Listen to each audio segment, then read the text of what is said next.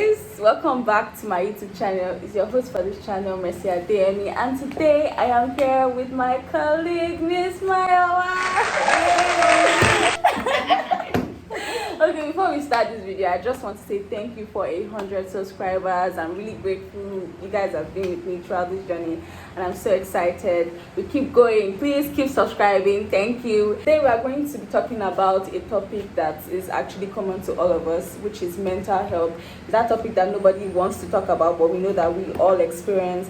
Mental health affects the way we live our lives, the way we go about our activities, what we do, the way we react to situations. And unfortunately, we have poor mental health cases where this actually turns out to be a negative thing instead of a positive thing. And even from statistics, we can see that among 206 million Nigerians, the latest data says that 1 in 4 Nigerians have poor mental health cases, and this is actually very bad. So I'm here with Miss Mayowa to discuss mental health today, and I just want to ask, what do you think of mental health? When you talk about mental health is so deep. Yeah. It's deeper than what we think, and a lot of us have actually mixed the mental health part and the emotional health. Okay. So when we say mental health, it can be classified into different groups. There's like brain disability. Yeah. There's emotional, psychological. Yeah. Whereby you have issues with people around. So mental health is so deep. It's not a big talk, but it is a deep part whereby when we talk about so for my home practice, I work with children and adults that are vulnerable. Yeah. And when we talk about the mental health, I look at the part of children with disability, especially with like intellectual disability. Yeah. And I also look at adults that are old, and you want to make decisions for them, and you want to care for them, but adults that always have their life, you now want to start making decisions for them. Yeah. It has been a huge challenge. Yes. And a lot of people felt that mental health has to be a psycho person, somebody who is on the streets. That's why they never want to talk about it. That's why no one wants to talk about it, especially in this part of the world.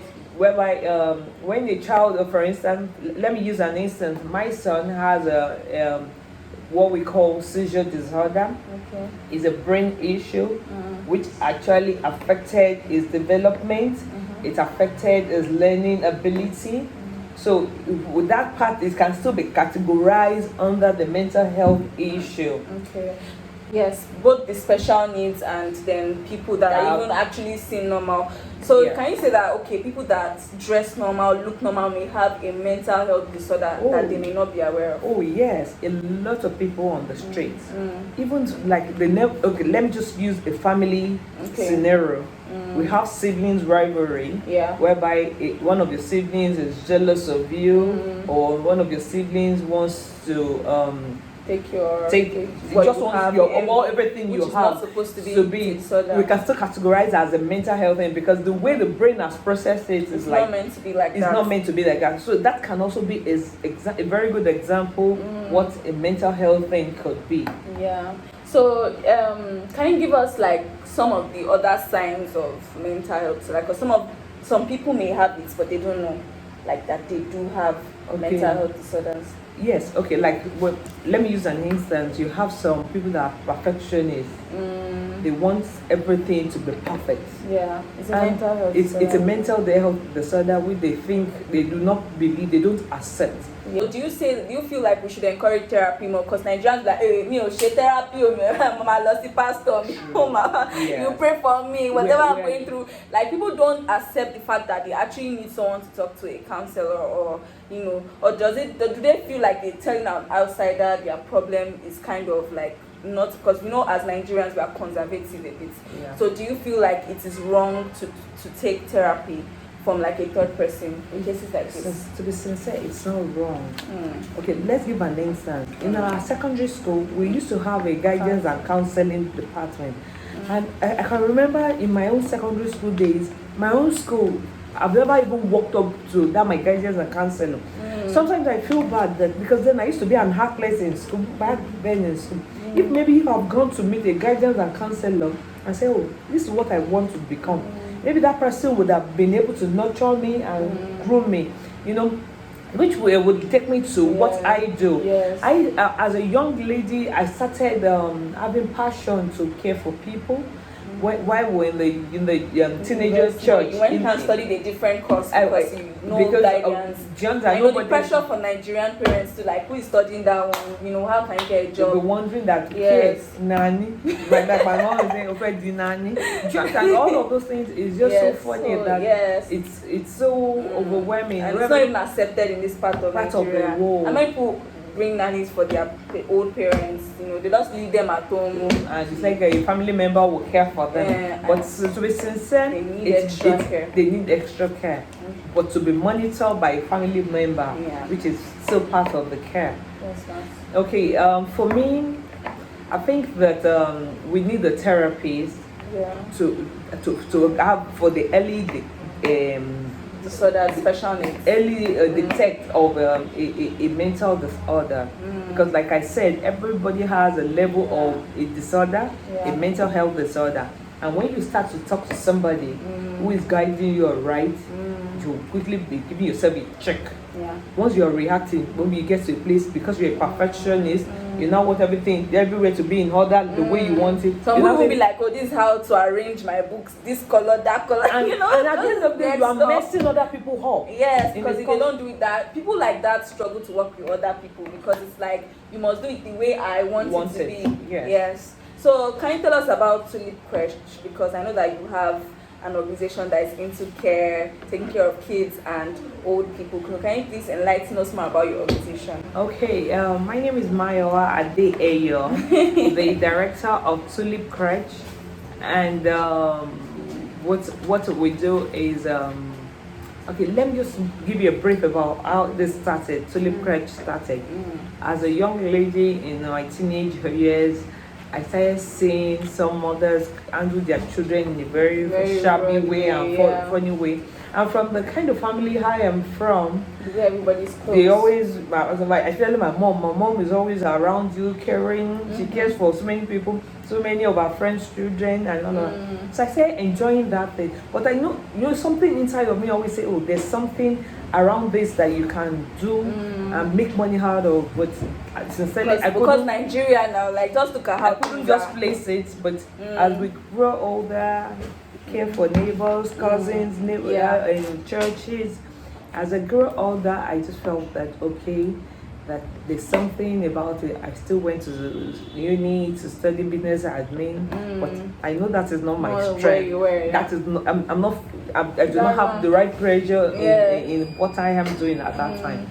And at the end of the day, I went online searching for school for course. I just said something. I just said children care.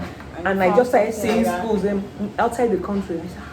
So this is existing. I knew that there was something about the care thing. Something about care that was just drawing was really catchy, but just I couldn't place it because I didn't have a good guardian.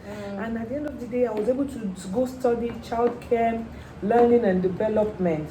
And after my 1 year course, I had a child, and 3 years later, my son started having some seizures. So if you had not studied that course, you would not have been able to identify. Even despite the fact that I studied that course, I was a bit scattered. Yes. It's not something you expect. I even though I work with children with such need in the UK, I didn't see it coming my way that it would be something that I have to work with and everything. So having that experience with my child, it was a good teaching process for me.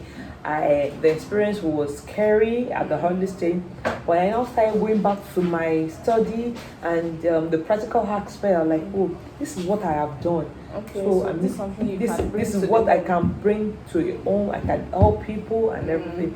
So I can remember sometimes when we go to the hospital, the government hospital can be very annoying. You go to the hospital and you see some parents, you have to get to the hospital as early as 7. If not, the nurses will give you the whole attitude you needed. And parents that are overwhelmed, some people come from far off, some people come from outside Lagos every morning for their medical appointment. And they're scattered, their children are crying.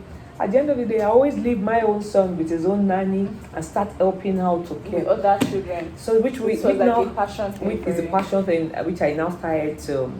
And I said, I think it's a high time I start something on this care, providing support for children with needs. People like that are sometimes they are bullied, sometimes they don't feel like they belong. There's no love. Especially in a society like Nigeria, yes, so they actually need that special care from people, from an organization, and that's what your organization does. And I'm aware that they also do that for older people as well. Yes, we do that for older people because I could remember my grandma then. I took care of my grandma, and my grandma, she can be very hard, and my mom would say, leave her. I was like, no, she's old, let me help her. Yes, older people become like children. Do you understand? The other people also become children, and you now start finding yourself doing a lot of things.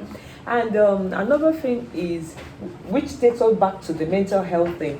People that cares for those children with need, they are already going through a level of mental health issue, whereby they need help. That's why we want to encourage everyone around to support anyone you think I need.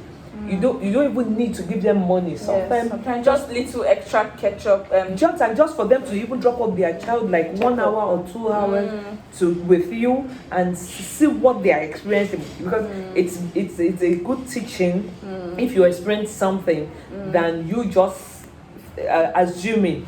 When you experience something is the best. It's a different thing than when you just see it, because you can relate to the pain and everything. So now you run for old people and you run for young people. So we have Tulip Home Care and Support. It's in affiliation with Tulip Crutch, whereby we provide care for children with need, and we also provide care for the old people. We support people around them, because when you say support, that is, we provide counsel, whereby you have to be in the right mental state to care for anyone with need, with old and young.